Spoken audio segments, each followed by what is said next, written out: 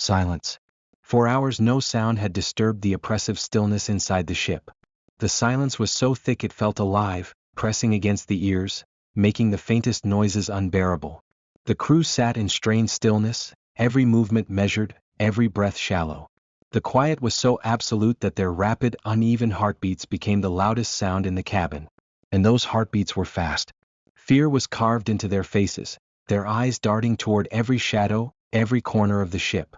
A scent of despair hung in the air, sharp and bitter, a reminder of their dwindling hope.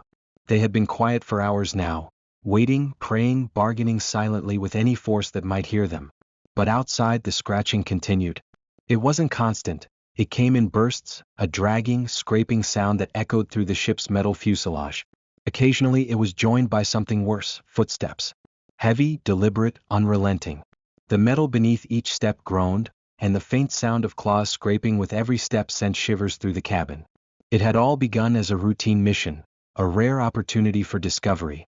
A massive asteroid never before recorded had emerged from the farthest reaches of the system. Its path had brought it close to the planet, just within range for a short expedition.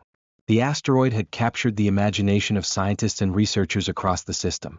Its surface emitted strange, unclassified energy signatures, its erratic trajectory baffling every predictive model. It was an anomaly, a mystery, and the crew had been thrilled to investigate. A chance to make history. They left the planet's orbit smoothly, the ship's thrusters guiding them with precision toward the asteroid's path. The landing on its surface was flawless. The anchors gripped the jagged rock like clockwork. Inside, the crew buzzed with excitement, eager to step outside and begin their survey. And then it happened. The ship's proximity sensors detected movement. At first, the crew dismissed it as insignificant, just particles of dust disturbed by the landing process. But the readings persisted. Whatever was out there was moving. Minutes passed, and the instruments told a new story. The movement wasn't random, it was deliberate, heading toward them. Then came the sound. It began faintly, a gentle tapping like fingers brushing against the hull. They told themselves it was nothing. Just the ship settling on the rocky surface. But the tapping grew louder.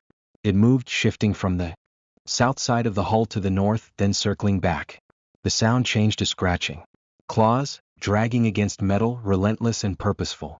By the time the first heavy bang shook the ship, the truth was undeniable. Something was out there. And it wasn't alone. The crew scrambled to leave, their excitement now replaced by cold, growing terror. The captain gave the order to disengage the anchors and retreat. But the ship didn't respond. 2 of the 4 anchors refused to release. The mechanisms were jammed, the controls unresponsive. Whatever held them to the asteroid wasn't going to let them go. Panic set in as the sounds outside grew louder. Scratches and bangs echoed through the cabin, coming from every direction. The proximity alarms shrieked, adding to the chaos. In a desperate attempt to hide, they powered down the lights, plunging the ship into darkness. The faint glow of emergency indicators was the only illumination, casting eerie shadows across the walls. But the instruments continued to make noise, alarms wailing, warning of movement, proximity, danger. Every beep and buzz felt like a death knell. With no other choice, they shut the entire system down. Now the ship sat in utter silence. The air growing colder as life support systems ticked toward failure.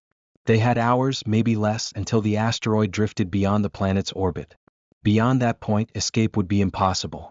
The scratching continued, louder now, more insistent. The footsteps returned, heavier than before, echoing like a countdown. Whatever was out there wasn't leaving.